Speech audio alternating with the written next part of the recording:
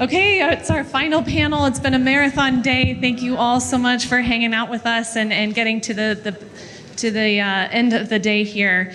And with this water panel, I can't be more excited about it. Like I said, we've been doing a lot of work in the water space. We know that it is a critical issue. We're no longer sidestepping this issue. This is very critical, and we all need to come to the table to help us resolve and find solutions for this problem. So with that, I am very excited to introduce to you today our moderator, Eric Larson, Economic Development Project Manager for Elbert County. He's originally from South Dakota, so he might have a few things to say about South Dakota. He is a graduate from the U.S. Air Force Academy and has earned his master's degree in National Security Affairs and Naval Postgraduate School in 2006. He has served 22 years in the as an intelligence officer in a variety of operational support, instructor, analysis, and strategic planning assignments in Italy, Belgium, Florida, Washington, D.C., and Colorado. He asked... Well, and he asked me not to actually go through everything, so I just first of all want to say, Eric, I humbly thank you for your service and your wife's service. Eric came to us and said, I absolutely want to do this, moderate this panel, because in Elbert County they have been working on their water issues, and it is very close to his heart. So with that, let's give Eric a warm welcome, and I'll let you take it over.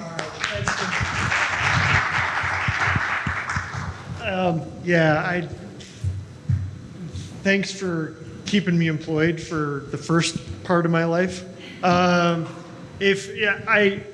joke about it from time to time that when people thank me for my service, it's really hard for me to sort of accept that, because I had so many good assignments, so many good experiences in that first part of my life, that I feel like I should be thanking you guys again for paying for those experiences for me for the first part of my life. Now, after several years after a career of helping people break things and destroy things, now I get to build things. So my life in economic development gives me a little bit of karma to come back to.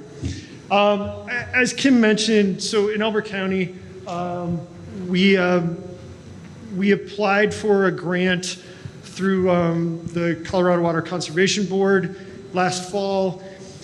The funny part was, as we were briefing the South Platte River Basin and doing the initial intros of this is why we want the money, we want it for a water master plan, the comments that we got were, hey, it's really funny, you guys in economic development, this is the first time we've had economic development be a part of this water conversation. It is the nature of our organization in Elbert County that Mark Duttenreeder and myself work for the county. We're not an independent yet. We're a new organization. And so we get thrown all kinds of random tasks, like writing grants. And so when this came about, it felt natural. It actually felt pretty natural for our economic developers to be asking a question about water. Because in conversations within our community, most of them, when we talk about growth, had been, is there enough water to support this? If you haven't had that conversation in your community, you will. Unlike a lot of the conversations that happen in the communities that are against growth, that are against change, most of those are the NIMBY, the not in my backyard conversations. It is, I don't want this, I don't want that. And a lot of that is based on some mythology, some of it's based in fact, but a lot of that finds its origins in the mythology. If you put apartments in my backyard, it will reduce my property value. It doesn't really actually work like that. But when somebody asks you, if you have enough water to support this, that is a legitimate concern in our communities. That, amongst all of the possible NIMBY proposals against the things that you are trying to do in economic development, that one will ring truest, and it will ring true for a good long while now. The fact is that, the past about 2 or 3 years, we've had some very visible reminders about water in the West. We've all seen the bottom of Lake Mead. We can see that. We've all seen empty stream beds. We've all driven that I-70 corridor and noticed how little water was in Clear Creek. We can see those things. What we can't see is what's really feeding a lot of this is directly underneath our feet. It's that water that we're pulling up from the Oglala aquifer. It's the water that we're pulling up from the Denver aquifer. We are using that, and we can't see what we're doing. So unless you've got a well that's down at about 50 feet that you drilled in 1978, and somebody said, there's plenty of water, it'll be here forever, all you got to do is go down to 50 feet, that household is the one reminder that this is a hidden problem underneath our feet. And so as we started looking at this water master plan stuff, we realized we were going to actually have to answer some really tough questions from the community. We were going to have to be able to answer the is there enough water question. We're in the process. The RFP should go out tomorrow for the consultant. So thank you to our consultants for offering expertise on this one. We're going to need it. I'm not a hydrologist. I'm barely an economist. I understand the politics of my community, and that's about all. I need smart people to tell me how much water is underneath it. So that's why we have a panel.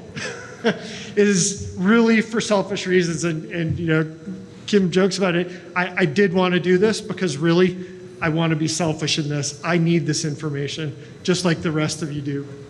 And so we've got our 4 experts, everything from the big picture, and that's going to be Jennifer, and then we're going to go from north to south, talking about what's happening with water out here on the plains. And so I'll do the introductions, and you can read the full bios in the papers.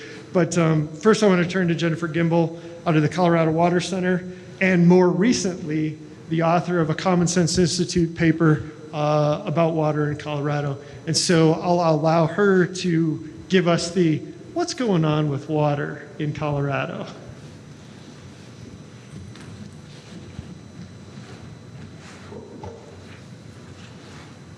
Thank you, Eric. There's so much going on that I have to have crib notes. Is there enough water? Probably. We'll have to see what happens. Right now, the largest reservoir in Colorado is just bucket full. Do you know what reservoir that is? It's the snowpack. And we've got good snowpack. But we have learned is that 1 year of good snowpack does not make this all go away. So we still have these challenges. I was going to talk about the aquifers, but Eric has done that. We have a Colorado water plant, and in that water plant are basin implementation plans that look at a lot of projects to move forward in each basin. The CSI report, this is a copy of it. If you go to Common Sense Institute, you can find it. It's Adapting Colorado's Water Systems for a 21st Century Water Economy and Supply. The report talks about the economics of our water supply. It also looks at each basin and makes some specific recommendations with respect to how to make our water go further in each basin. But let me set it up. Climate change. We have an increasing competition for water. Climate change is a huge piece of that. We have reduced and retimed runoff. We have variability of flows that changes, increase in extreme events. There's a flood warning out right now for this area. We have forest fires. In the aftermath of forest fires, that changes the dynamics of a river. Then we have population growth, and I noticed on your agenda that you had the state demographer here today, or yesterday. And she, our growth has slowed down, but not in the Front Range. I don't know if she showed you that map with all those red boxes. That's the Front Range. That's where it's coming. And then something we've read about a lot in the paper is compacts. Compacts with our interstate neighbors. We are a Headwaters State, and we have to share our water with downstream states. You've read a lot about the Colorado River. We are in dire straits right now. We are in a crisis mode. This good year gives us a few months of breathing room, but that's about all because of those low reservoirs. And if you're more interested in the Colorado River, this is a shameless plug. If you go to the Colorado Water Center website, I've written a paper with Karen Kwan called Quenching the Thirst in the Colorado River Basin. This is written not for these water wonks over here. This is written for people who are curious about the Colorado River, the history, the law, the management, and the issues that are going on in the Colorado River. I had my neighbor proofread this for me, so he could tell me when I was getting too wonky about it. So it's online and you can get it. But we don't just have the Colorado River Compact. We've got the South Platte. You've heard the governor of Nebraska. We're going to build that Perkins Canyon Canal. We have a right to. It's in the compact, right? He's right. It's in the compact. The Republican River Compact. Deb Daniels is going to talk to you about what it takes to comply with the Republican River Compact. The Arkansas River Compact. We paid our dues for not complying with the Arkansas River Compact in the 90s. Money and water. So let's just renegotiate those compacts. No. To do that means we lose. Those compacts protect us. But sometimes we have to get a little creative with them. So when CSI approached me and my partner, Eric Kuhn is the former general manager of the Colorado River District over on the West Slope. They brought two of us, an East Slope gal and a West Slope guy, and said, what do you think? What should we be thinking about? We jumped this chance because this is written for the business community. Again, not for the water wonks, but the business community is what needs to be done. And you need to support your water people who are making these incredibly tough decisions to make sure when you develop, you've got the water. And so we make some broad recommendations and talk about some projects that we think have been good examples in the past. Our first recommendation is we have to do more with less. Yeah? And we talk about incentivizing regional projects and regionalization. Maybe we should be looking at some authority. Maybe we should be looking at Southeastern Water Conservancy District, you're going to hear it from, and give them a little more authority to do more regional type projects.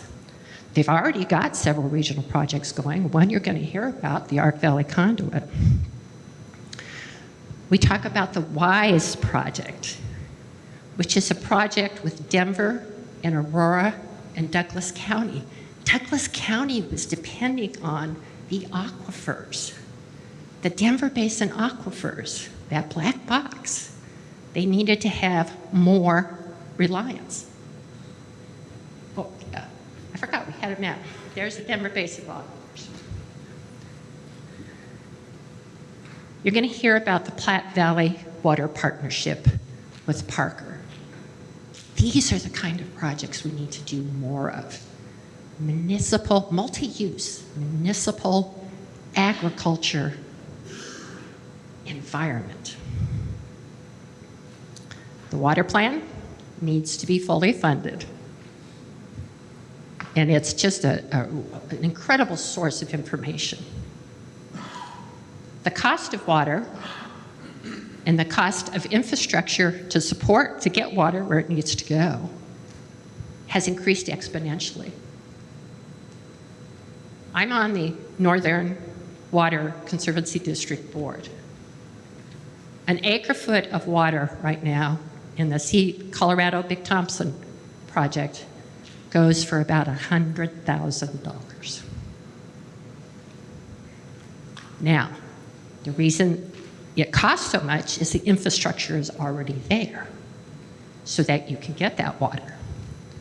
That project is important because those return flows, when we release that water up in the northern part of the South Platte Basin, those return flows come into the river and give Jim Yon and his farmers the water that they need to keep farming.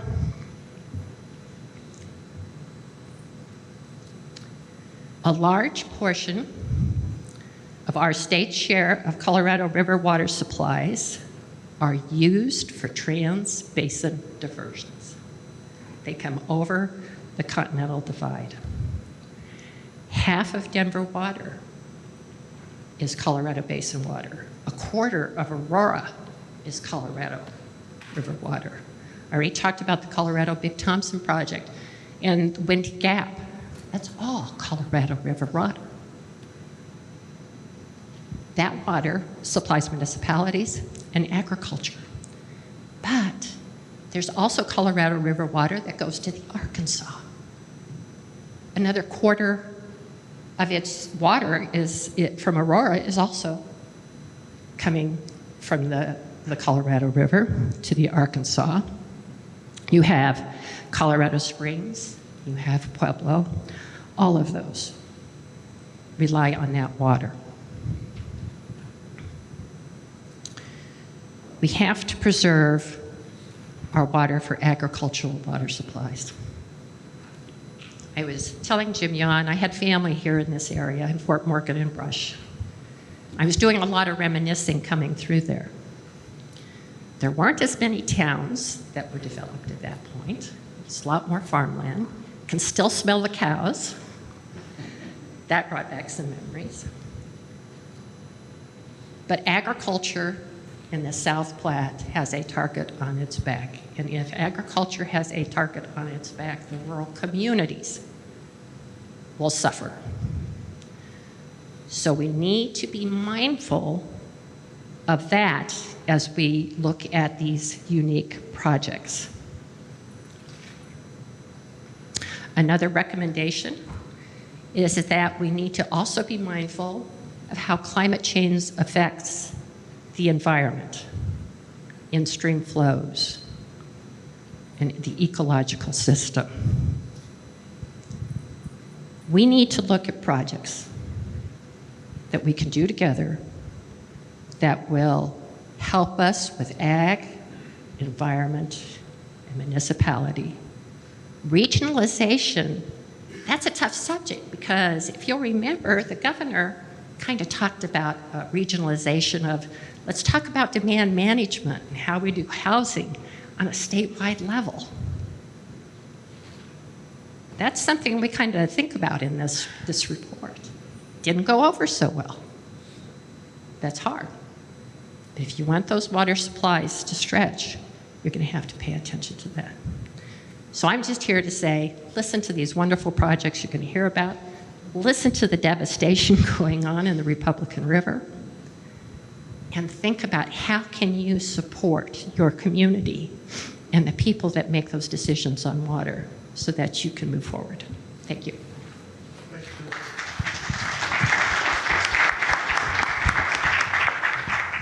All right, doom and gloom over. But you know, you've heard from other people say, well, you know, in sort of the chaos and in sort of the churn of all this, there's also some opportunity. You know, every joke has an element of truth. So when we talk about the oldest utility, what's the oldest utility? It's not electricity. The oldest utility is water for irrigation. And so in the same way that we talk about some of these opportunities that are coming around for green energy and the economic opportunity of stringing a pipeline, you know, it's not that hard to imagine that in the churn of all this water, there is also going to be opportunity. Somebody who can figure out how to do that irrigation a little bit more efficiently. Somebody who can figure out how to make your toilet flush at 3.5 gallons per flush as opposed to 3.8. Those are little opportunities, but don't let them pass us by. We are, after all, economic developers. It is part of our responsibility to find those opportunities in the chaos. So let's talk about what's actually happening out there in the real world. And so I'm going to turn it over to Jim Yan. He is with North Sterling Irrigation District. And so we're going to go north to south. Let's start with the north. All right, thanks, Eric. Well, it's good to be here. Welcome to Northeast Colorado. I live about an hour northeast of here, out by the North Sterling Reservoir. So I manage two of the Plains reservoirs, the Pruitt and North Sterling. If you drive along I-76 down this way to the northeast, you'll see Pruitt sitting nicely full right now off on your left. And North Sterling you won't see because it's a ways away. But we have 6 Plains reservoirs out here, and I manage, North Sterling is the largest. It has 74,590 acre feet, and Pruitt has 32,164 acre feet of storage, so over 100,000 acre feet of storage. And something that you may not see in my bio is that I grew up with 8 sisters and a brother, and we grew up on a ranch, and I was one of the younger ones, so I was put in the bath water after everybody else. So I was one of the part of the Colorado's first water reuse programs. And then also, you know, you're in Fort Morgan here, and there's something unique about Fort Morgan. Before irrigated agriculture, the South Platte in July and August used to disappear into the sand. So when you look at the river north of I-76 right here, you'll see trees and all kinds of things. You can thank irrigated agriculture for that, because until irrigated agriculture came, this was described by Stephen Long, a barren desert, unfit for civilized man.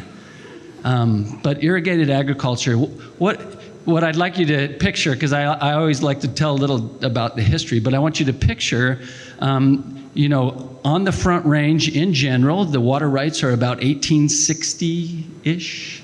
And then you move a little further to the east, and there was water that came back to the river, and they're 1870. In this area, you have 1870, 1880. Then you go to Sterling, and you have some 1880s and 1890s. And then the compact with Nebraska is 1897. So it was the development down the river, and it was all due to irrigators digging ditches, moving the water away from the river, and it used to soak into the underground, because these are dirt ditches.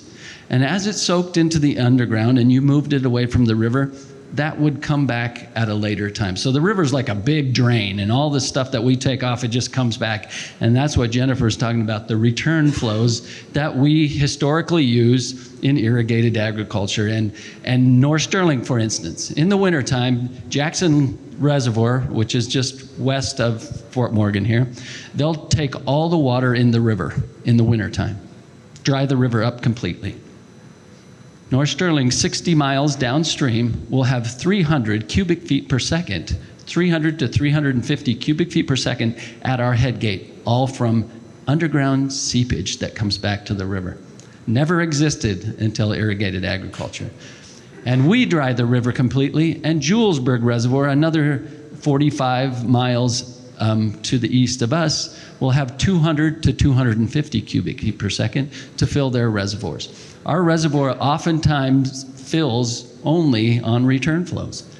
So a lot of times, this is one of the things that I deal with municipalities, especially on the Front Range. I'll get people that say, if you farmers would just be more efficient and you'd line your ditches, then we would have enough water to go around for everybody. And I say, well, that's not exactly correct. If we lined our ditches, we'd no longer seep into the underground, and that water would no longer come back to the river, and we would be back to where we were prior to irrigated agriculture. So that's one of the misunderstandings. It's kind of almost backwards thinking, but it's a misunderstanding of a lot of people. Also, if you would increase your efficiency, we'd be better, but that's not necessarily true either, because North Sterling, when I came there, we have 40,916.94 irrigated acres. We were about 10% sprinkler irrigated. We are now 90% sprinkler irrigated, but nothing runs off of our 40,916.94 acres. Historically, that used to run off, go to the river, and someone downstream would use it in their farm. So it's not like this water just goes away. It's used, and it actually was developed by someone downstream as an agriculture producer. So those are two things, and in fact, Chris might talk about a little bit, but with our compact on the Arkansas, you can't even put in a sprinkler unless you offset those historic return flows back to the river, because Arkansas in the lawsuit said you can't do that anymore. We can do it on the Platte. We can put in sprinkler irrigation without any recharge or any offsetting of that historic return flow, but you can't on the Arkansas. So that's a little bit of the nuance there.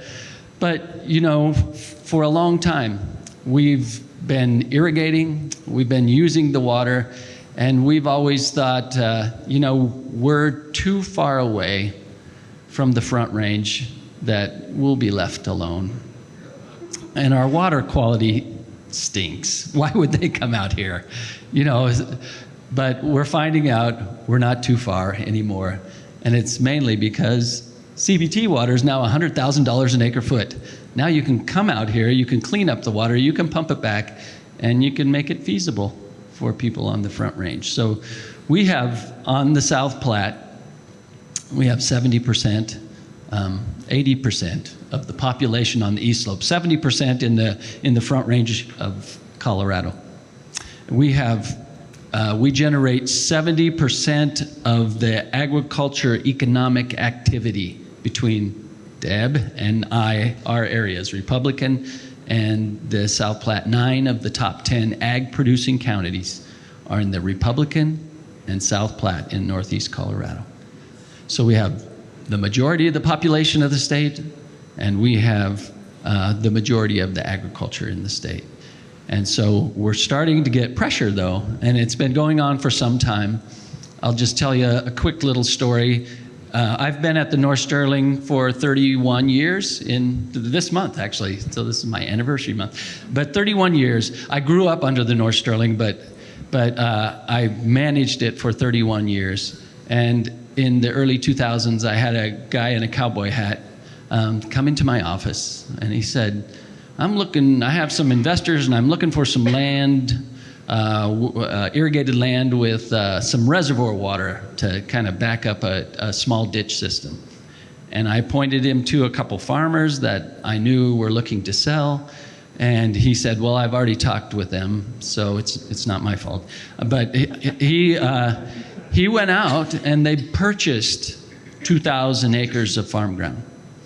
And then they held a press conference, this guy in the cowboy hat, and they said, we're actually not just a group of investors, we're Parker Water and Sanitation District. And so Parker Water came into our area, And the reason they came into our area is interesting because they were building Reuter-Hess Reservoir. Anybody in that area knows Reuter-Hess Reservoir. Parker Water and Sanitation built that reservoir. But in order to get a permit to build that reservoir, they had to show that they could deliver water for whatever they stored off of Cherry Creek at the Nebraska state line for the endangered species in Nebraska. The pallid sturgeon, the piping plover, the least tern, and the whooping crane, so that they would remain whole. Well, since that time, we have an agreement. Wyoming, Colorado, and Nebraska has an agreement with the U.S. Fish and Wildlife Service to recover the endangered species in Nebraska. It's called the South Platte Water Related Activities Program, or the Platte River, I can't remember, but it's a project for the endangered species. I should have wrote that down. It's for the endangered species in Nebraska. But we have that program, so Parker Water no longer needed the water for that purpose anymore. So they became part of the program. Parker Water is on deep aquifer wells, which are slowly dwindling, the Denver Basin Aquifer, which is up there. So they have deep wells, and they need a renewable source of water. So they looked at all different sources. They looked at going over to the west slope. They looked at Flaming Gorge Reservoir, piping it down I-80, down I-25 to Parker. They looked at all kinds of things, and they decided our best and most bang for our buck is just to go to Iliff, Colorado, my stomping grounds, my elementary school, and take the water and take it back to Parker. And so that was their plan. They're going to put a pipeline 140 miles long down to Iliff, dry up 2,500 acres of farm ground, and take it back to Parker. I can tell you from looking at the southeast, Colorado, Rocky Ford, and those kind of areas, I've been down there, and it's devastating when the water leaves. Aurora did that back in the 80s, sometime in there. And so I didn't want to see that happen. So through discussions with Parker, because they own part of the Pruitt Reservoir, so I said, hey, I have a better idea.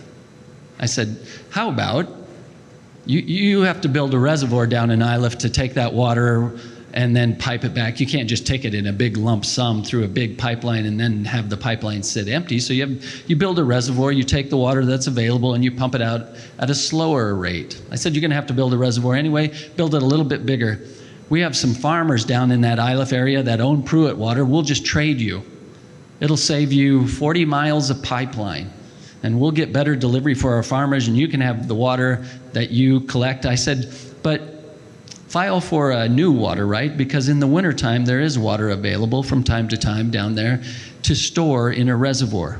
And that's because it's downstream of North Sterling and Pruitt, which are taking water most of the wintertime. Julesburg takes water in the wintertime, but they're usually done by the first part of December. So I said, hey, you can fill this reservoir up with free river conditions. You can pump that back, and you can also trade us some water, and gave them all these ideas, and they said, that sounds like a good idea. So they said, let's do it. And so we're in the process of doing that. We call it the Platte Valley Water Partnership. It's also in partnership with the Lower South Platte Water Conservancy District, which gets half of the water out of the project. And Pruitt will be a place where they would take the water out and pump it back to Parker. And it saves them some pipeline and pumping costs. It gives our farmers better delivery. So those are the kind of ideas that I think are good, and we want it to be kind of the poster child of the way things should be done in the future. There's only a couple of hiccups. The Pruitt Reservoir is owned by 3 different entities: the Logan Irrigation District, the Iliff Irrigation District, and the Morgan Pruitt Reservoir Company. All 3 have to approve this deal. The Morgan Pruitt Reservoir Company approved it in January. The Iliff Irrigation District approved it in March. And the Logan Irrigation District has yet to approve it. And they're going to a vote of their landowners next Tuesday. And it's a toss of the coin, because there's There's some people that, one, just don't like Parker. Even though this is, I mean, seriously, they don't want any municipality coming down doing anything. So they just said, I'm going to vote no. And I say the alternative is they go to Iliff and they dry up the land. But it doesn't, so this is the kind of mentality that we're trying to, help give a better understanding to. So you have different farmers that are asking different questions, and I'm hoping that it passes, because if it doesn't, I see us starting towards something like happened in southeast Colorado. I mean, just last year, Aurora came down and bought the Tetzel ditch for $15 million. They bought a little ditch just right by Merino, Colorado, with no necessarily any plans, but they'll probably use it in the future someday. And I just think that, as farmers, as water managers like me, it's better to be a little more forward thinking, and we can control what kind of water goes through that pipeline. And that's one of the things in the agreement is Parker was willing to say, hey, in this agreement, no municipality can go in and buy up a farm, dry it up, and take the water out. They said, we won't allow that to happen. And Pruitt gets to control that if they're using our inlet canal. So these are things that not a lot of municipalities would do, but Parker can get all the water that they need. Plus they have some partners. Castle Rock is looking at partnering with them. But it's an expensive endeavor. It's $900 million to take, and that gives Parker a renewable source of water of about 20,000 acre feet, which is cheaper than Colorado Big Thompson. And they have to treat it as well. So all of those things, but it's some exciting things that are going on in our area, and some things that we've been looking at from a long time ago, and some of these things are starting to come to fruition. And it's more of a regional type of project where other people can tap into it. And we're hoping that it works, and we're hoping that our farmers see the value in it, because they're going to get paid. I keep telling them, hey, you won't have a water assessment again, and we get a new diversion structure, which is about $7 million. So it's a good thing, but it's always hard, and it takes a lot of work. So that's something that's going on in our area. I can talk about Perkins County Canal later. All right, so let's see if I can actually make this work. Hey, let's see if I can make it work. There we go. Thanks, Jim. So let's continue the trek down the Eastern Plains. Deb Daniels here from the Republican Water Conservancy District.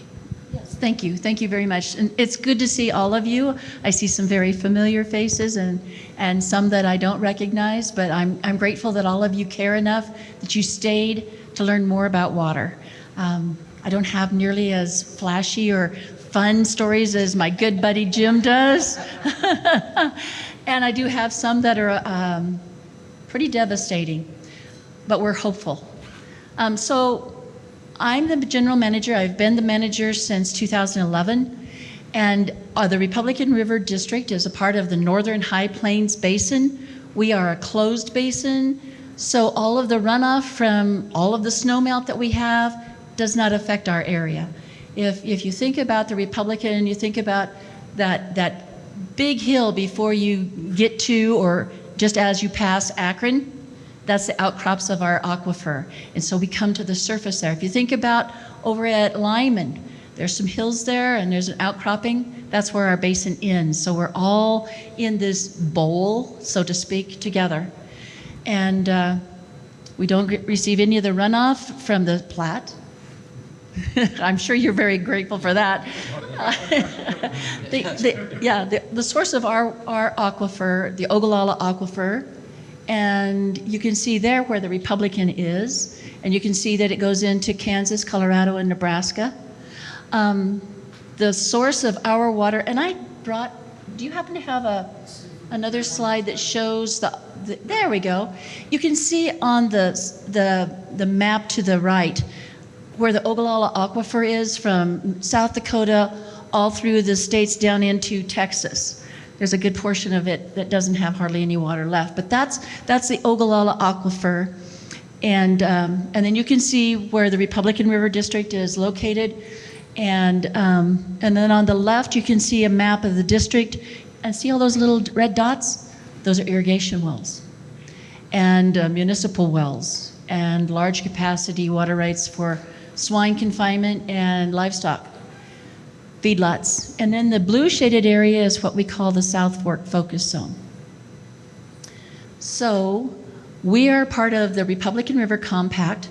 The compact was signed in 1942. And as my good friend Jennifer said, we don't want to open the compact because most of the time the Headwaters states lose. So I just came from a FSA training on a new program we just signed on Monday. I'm so proud of this. It's going to be dryland farmable crep, which may not make a lot of sense to most of you, but this is the only place in the United States that this is being offered. So I feel like that's really a feather in our cap that, you know what, the federal government felt strongly enough about this that they wanted to do it in our neck of the woods. So, but while I was at that training, someone said, well, when did you sign this agreement? 1942. Well, why did you sign it? So in 1935, there was a huge flood.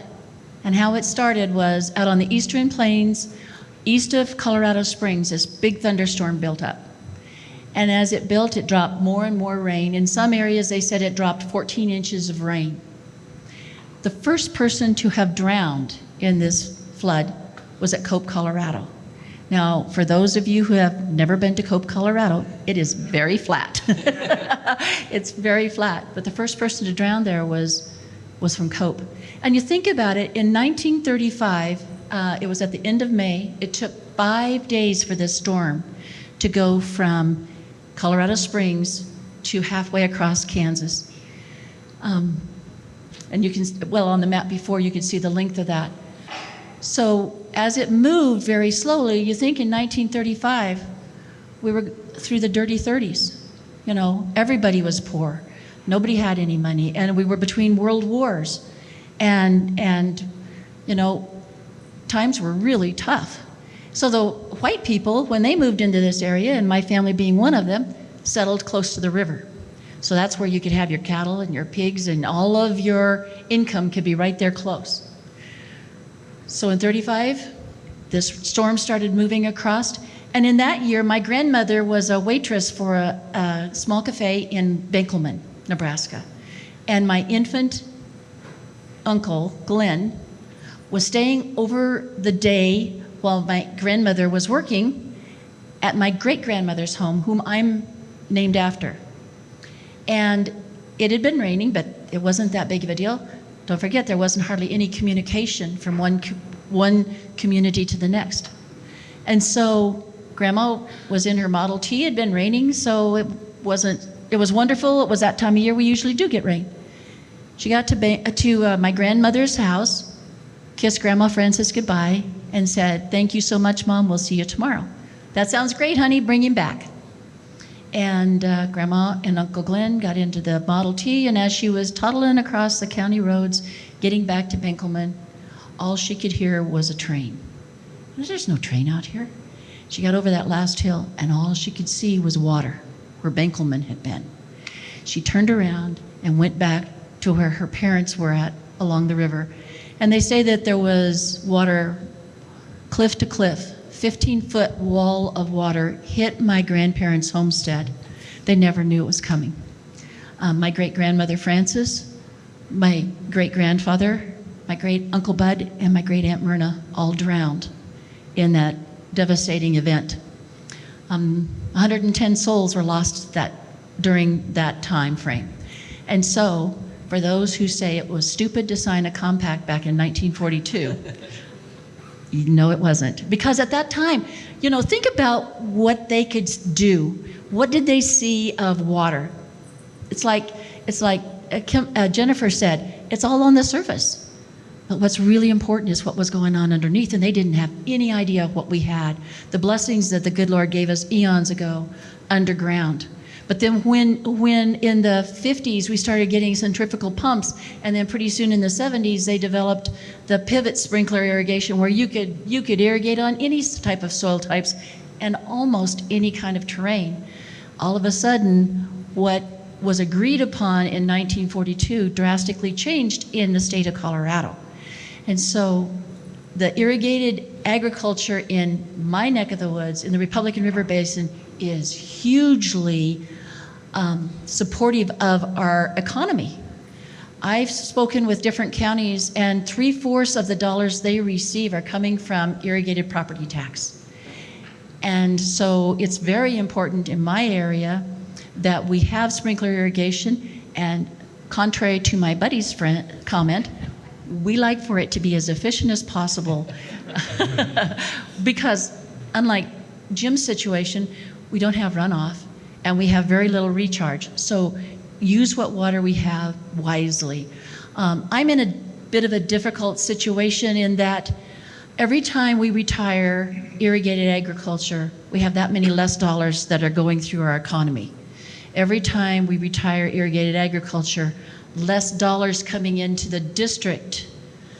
And every time we have a conservation program, it's all total expense that we pay out so that people will turn off their wells. At the same time, we have got to cut back on the depletions to the aquifer. And so the blue shaded area in the map that we had earlier, the South Fork Focus Zone, in 2016, the Republican River Compact Administration, so that's the 3 states, they agreed that we would get 100% credit for a $60 million pipeline that we had started in 2011 and started delivering water to the stream in 2014. We had fought with Kansas, for the most part, in getting 100% credit for that water.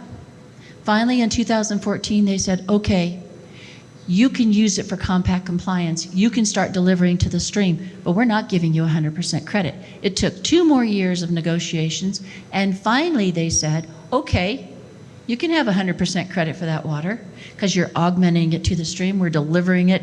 We're shortening up the time frame that it reaches the river. But they said, and in exchange for that, we want 25,000 acres retired in the South Fork Focus Zone. At that time, they didn't know how many total acres there were. There's about 85,000 irrigated acres in that blue shaded area on the map. So we've been very busy the last couple of years. We've received, gratefully through our legislature, $30 million from the federal funds called ARPA, American Relief, Restore, Rescue, that's it, Rescue Plan Act. And so we're so grateful for that. We've put 65% of that to very good use. I'm thrilled to tell you that we were supposed to have 10,000 acres retired by the end of 2024.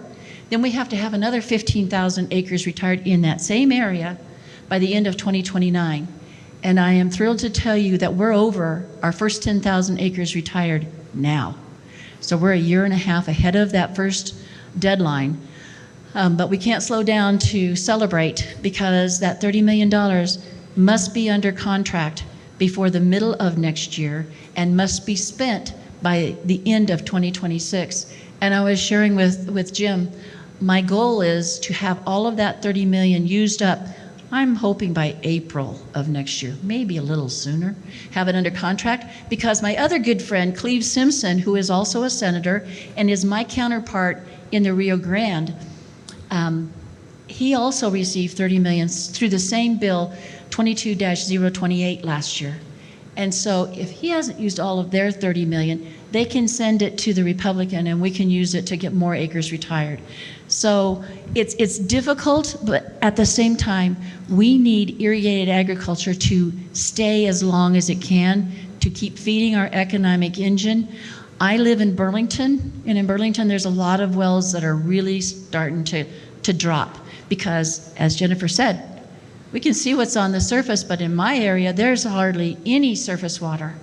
So we can see what's going on underground by those irrigation wells going lower and lower in production, pumping more and more air.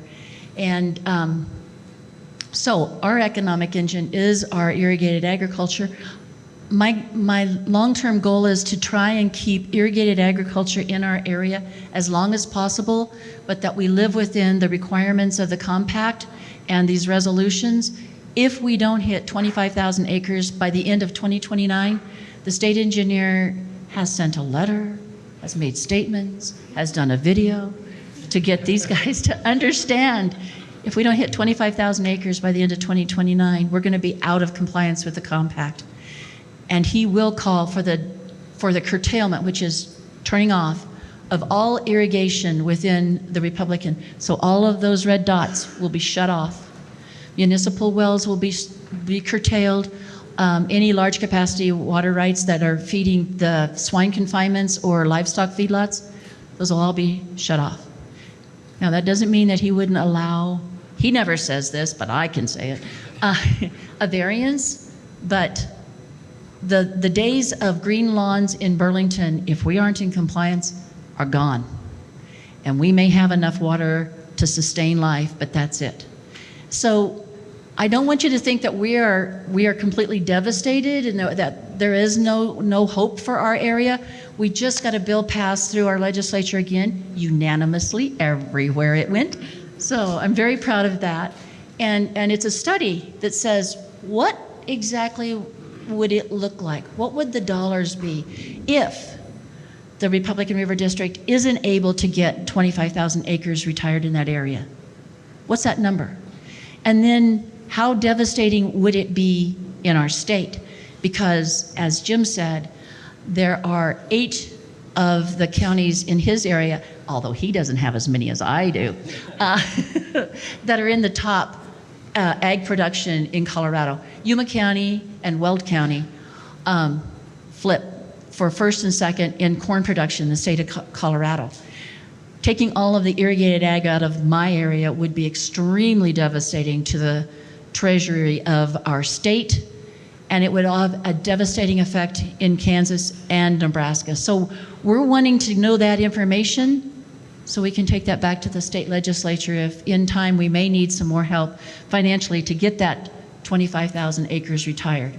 So those are the things that are happening in my area. On top of that, we're getting more efficient. We're using all of the tools that we have available. And I'm very proud of how innovative the farmers and producers are in my area. So I'll let you go with that. Thanks, Deb. And so we continue our journey down to the Arkansas. And so, Chris Woodka, I'll turn it over to you with your vast experience on this. Well, the nice thing about being last is that you have heard all of the interesting stories, and then I get to comment on what everybody else said, I think. So the first thing that surprised me, I heard it a couple times a day, is, well, we didn't include water in economic development. Oh, okay. And so in my first career, I was a reporter for the Pueblo Chieftain. That wasn't my first job as a reporter, but when I got to the Chieftain in 1985, they said 85. I got there and they said, well, there's this little thing going on down in Rocky Ford. These people are buying a ditch there. I think they own the Broncos, and they're buying this ditch. And young reporter, I didn't know much about water then. I said, oh, they're buying a ditch. Well, that's interesting. And that became all 30 years of my career at the Pueblo Chieftain. We're totally consumed by the sale of the Rocky Ford ditch to Aurora. Crowley County, I probably have told the Crowley County story 10 or 15 times as a reporter. I loved Jim's story of how agriculture fueled the aquifers along the river, because the same thing happened in the Arkansas basin. But could we go back to the map there? That one. You'll notice the largest basin in the state is the Arkansas River Basin. We also have the least water. So there's a big disconnect there. And getting back to the economic development theme, back in the clear back in the 1920s, we'll go to a devastating flood. We had a worse one. It was in 1921. It was 11 inches over basically that entire area of the Arkansas Valley that flooded everything and wiped out all the ditches and wiped out most of Pueblo. The part where the economic development had been in Pueblo at the time was the second largest city in Colorado and remained there for another